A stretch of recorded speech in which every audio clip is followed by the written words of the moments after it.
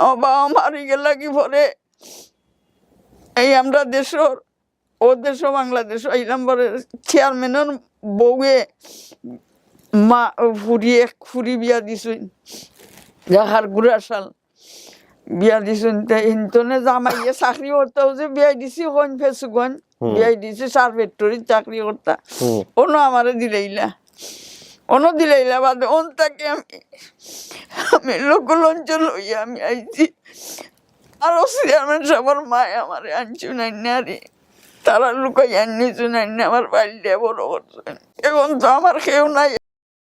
জবেদা। জবেদা, এটা কি বাবা মায়ের দেয়া নাম? জি আমার বাবার। এটা পরবর্তীতে চেঞ্জ হয় না? জি না। আচ্ছা জবেদা, আপনি এখানে বয়স দিয়েছেন হচ্ছে 55, 10-11 বছর বয়সে হারিয়েছেন, তার মানে আজ থেকে 40 বছর আগের গল্প। অনেক কিছু মনে আছে আপনার, কি হয়েছে বলেন তো, কিভাবে ঘটনাটা ঘটলো একেবারে ছোটবেলা থেকে?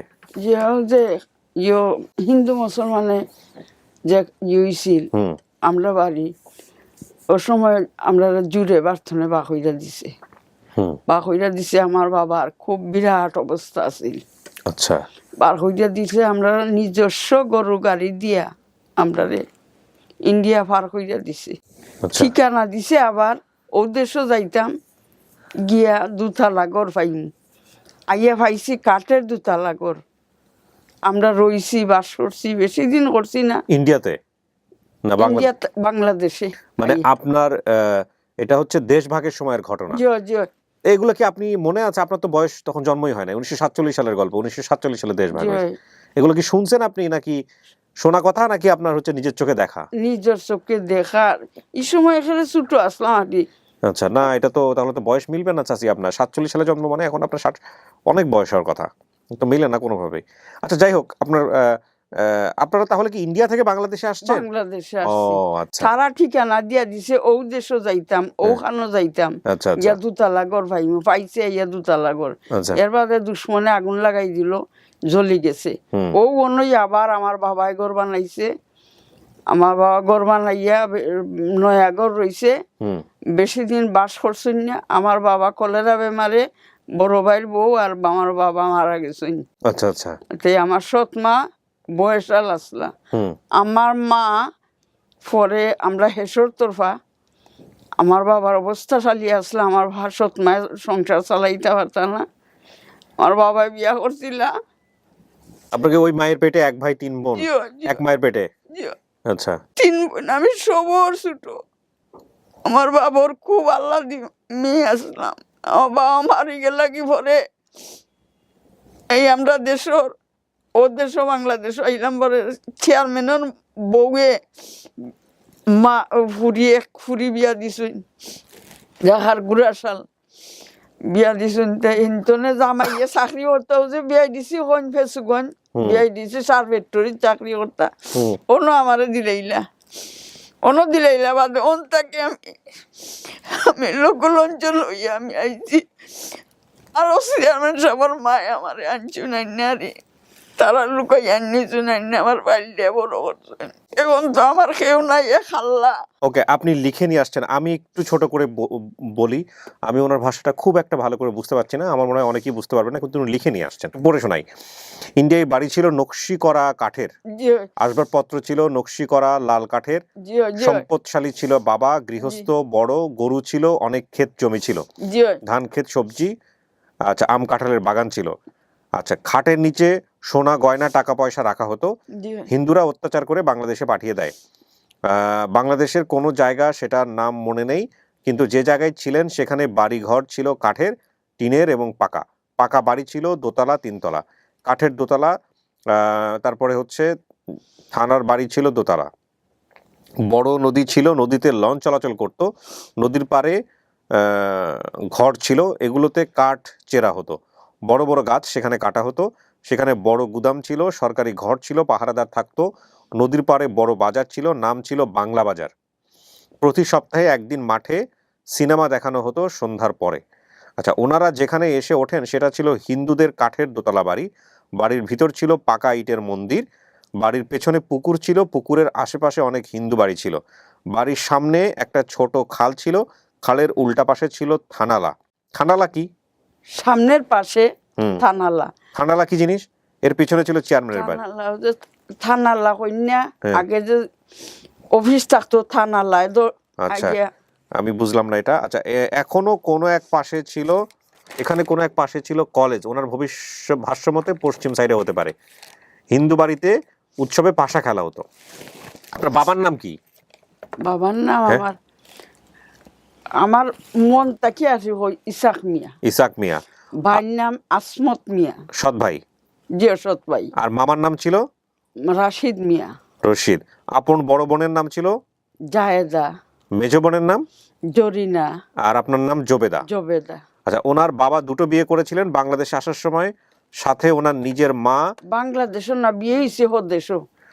আচ্ছা, কিন্তু আপনার বাবা যখন বাংলাদেশে আসছেন তখন আপনার মা আসে নাই? জি না, নানা বাড়ি চলে আচ্ছা, গেছিল। উনি নানা বাড়িতে ছিলেন, সাথে এসেছিলেন বাবা, আর সৎ মা, সৎ মা, সৎ ভাই, ভাইয়ের স্ত্রী, সৎ বোন। সৎ এক ভাই এক বোন ছিল, ওনার নিজে এবং ওরা 3 বোন। উনি ছিলেন সবার ছোট। সৎ মা, সৎ ভাই বোন এবং ওনার বাবা ছিলেন দেখতে ফর্সা এবং সুন্দর।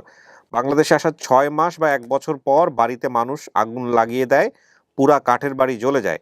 শীতকাল ছিল, ওনারা শুধু যান নিয়ে বের হতে পারে। এরপর ওনারা আচ্ছা একটা বাড়ি বানায়, বেড়ার বাড়ি। এর কিছুদিন পরেই ওনার বাবা এবং সৎ ভাইয়ের বউ মারা যায় কলেরা রোগে। আচ্ছা, ওনার বয়সে ছোট ওনার সৎ ভাইয়ের এক ছেলে ছিল, যার সাথে উনি খেলাধুলা করতেন। ওনার বাবার অনেক আদরের ছিলেন। আচ্ছা, তা বাবা নেওটা ছিল, যেটাকে বোঝানো হয় আর কি। বাবা মারা যাওয়ার পর উনি অনেক কান্নাকাটি করতেন। এই সময় চেয়ারম্যানের বউয়ের প্রভাব প্রতিপত্তি খাটিয়ে অনেক কিছু বুঝিয়ে পরিবারের কাছ থেকে ওনাকে নিয়ে আসেন।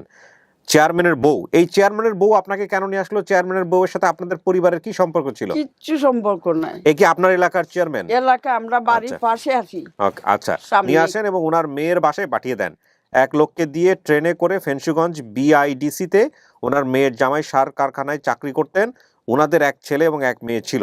মেয়ের শ্বশুর বাড়ি ছিল ঘোড়াশাল। ওদের বাসা থেকে 2 বার বের হয়ে আসে জবেদা নিজ বাড়িতে যাওয়ার জন্যে। 2 বারই ওনারা খুঁজে নিয়ে যান। 3য় বার পালিয়ে এসে উনি হারিয়ে যান। বাড়ির দক্ষিণ পাশে নদীর পাড়ে পোস্ট অফিস ছিল।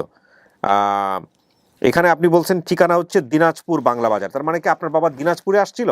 জি। আচ্ছা আচ্ছা, এই হচ্ছে ঘটনা। বিস্তারিত ঘটনা এখানে আছে এবং এটা খুব কঠিন আসলে। আপনার মেয়েটাকে সাথে একটু কথা বলি, আমি দেখি কে আছে আপনার পরিবারে। আপনি যদি আমার অবশ্যই চেষ্টা করবো চাচি। রুনা আক্তার, উনি আপনার মা? আপনি বড় বোন? আপনার মায়ের যে ঘটনাটা আমি শুনলাম, এটা খুব হৃদয় বিদারক। আপনার নানারা তো খুব অবস্থাশালী ছিলেন, যেটা বোঝা যায়। হ্যাঁ, আপনারা নিজেরা কি কখনো চেষ্টা করছেন এই দিনাজপুরের বাংলা বাজারে গিয়ে? একবার গেছিলেন? কি পাইছেন ওখানে গিয়ে? কি পাই? কিছু পান নাই? আপনার মা আজকে না ভিডিও দেখা নাই, আজকে এখানে আসছে এত বছর পরে। আপনারা তার মানে উনি কি ওনার পরিবার খোঁজার জন্য কান্নাকাটি করে বাসায়? অনেক কান্নাকাটি করে। হ্যাঁ, ওনার কথা শুনে বুঝতে পারছি অনেক কান্নাকাটি করে। এখন একটা জিনিস আমি বুঝতে পারছি, এখানে যে লেখাটা লিখে নিয়ে আসছেন তাতে এটা হলো বিষয়টা হচ্ছে যে ওনারা আসলে অবস্থাশালী ছিলেন ইন্ডিয়াতে, আর ইন্ডিয়া থেকে মুসলিম পরিবার হিসেবে বাংলাদেশে ঢুকেছে ওনার কথা অনুযায়ী। আর যেখানে আসছে সেখান থেকে এক হিন্দু পরিবার ইন্ডিয়াতে চলে গেছে। ওনাদের প্রপার্টি নিয়েছে হচ্ছে ওনারা, আর ওনারা এসে ওনাদের প্রপার্টি নিয়েছে বা সম্পদ নিয়েছে। পরবর্তীতে ওইখানেও আগুন ধরাই দিছে বা অনেক ঝামেলা হয়েছে, কিন্তু শেষ পর্যন্ত ওনার ফ্যামিলি খুব অসহায় পড়ছে। আচ্ছা, মানে সবকিছু তো নষ্ট হয়ে গেছে জ্বালানির পরে। এখানে একটা জিনিস একটু বলি প্রিয় দর্শক এবং শ্রোতা, এই যে চেয়ারম্যানের কথাটা আসছে ওনার এলাকায়, এই বাংলা বাজারটা কি উপজেলা, থানা না গ্রাম, এটা কিন্তু বোঝা খুব মুশকিল। এই এলাকার চেয়ারম্যান যিনি ছিলেন ওই সময়ে, এখন ওনার যে বয়স, তাতে উনি কত বছর বয়সে হারাইছেন, এটা হতে পারে, এমনও হতে পারে 71 সালের কথা উনি বলতেছেন। 47 তো হওয়ার প্রশ্নই ওঠে না, দেশ ভাগ হয়েছে 47-এ আমরা যতদূর জানি। কিন্তু এটা আসলে 1900 আমার যেটা মনে হয় 71-এরই গল্পই হতে পারে, আই এম নট শিওর, কারণ ওনার বয়স দেখে সেটাই মনে হচ্ছে। যদি 71 সালের পরবর্তী সময়ের গল্প হয় তাহলে ওই সময় চেয়ারম্যান কে ছিলেন, এবং সেই চেয়ারম্যানের পরিবারকেও যদি বের করা যায় তাহলেও কিন্তু এটা বের করা সম্ভব। এটা হচ্ছে বিষয়। হ্যাঁ, আপনি কি বলতে চাচ্ছিলেন বলেন। চেয়ারম্যানের মেয়ে ছিল, ঢাকা গুরাশাল বাড়ি বিয়ে দিয়েছিলেন। আচ্ছা, আর উনার স্বামী বিআইডিসিতে চাকরি করতো। নাম মনে আছে? জি না, এটা মনে নাম মনে নাই। উনার মেয়ে হুম যার সাথে চাকরি করতেন উনার এখন যারা আমার আম্মারে পালিয়া বড় করছেন উনি একজন উনার ছেলে বড় ছেলে একজন এই অফিসে চাকরি করতো। আচ্ছা, তো আপনি এখন আছেন কোথায়? হবিগঞ্জে? জি জি হবিগঞ্জে চলে গেছেন। যেই পরবর্তীতে কি কাউকে বাবা ডেকেছেন যাদের কাছে বড় হয়েছে? ও ও এর সাথেই চাকরি করতো। ও, যে বাবা আমারে বানাইছে, হ্যাঁ বাবা মা বানাইছে, ওর সাথে চাকরি করতো। ও মরে গেছে। আমি এতটা বুঝছি না, তারা থাকতে যদি আমি এখন আপনারা এটা যদি বুঝতাম, হ্যাঁ। তে আমি ওর সময় কাম করতাম। ও, আল্লাহ ভরসা, জানেন এতদিন পর আল্লাহ আপনার কপালে কি লিখে রাখছে। জি ভাই। বাট আচ্ছা, এখানে বিষয় আছে কয়েকটা, যেমন আপনার শরীরে একটা চিহ্ন আছে, জানেন না এতদিন পরে আমরা পাবো কিনা, আল্লাহ বাঁচিয়ে রেখেছে আমার কিনা। মায় না কোয়েন না, যেটা বলেন না, উনি যেটা বলতে না করছে সেটা বলেন না। এটা যদি আপনার পরিবার জানে তাহলে আসলে আপনি জিজ্ঞেস করবেন যদি পরিচয় দেয়। প্রিয় দর্শক এবং শ্রোতা, চলেন আমরা সবাই মিলে চেষ্টা করি এই বোনটাকে তার পরিবারে ফেরানোর জন্য। আল্লাহ যাতে একটা ভালো সংবাদ নিয়ে ফিরে আসার তৌফিক আমাদের দেয়, সেই প্রত্যাশায় আমরা শেষ করছি।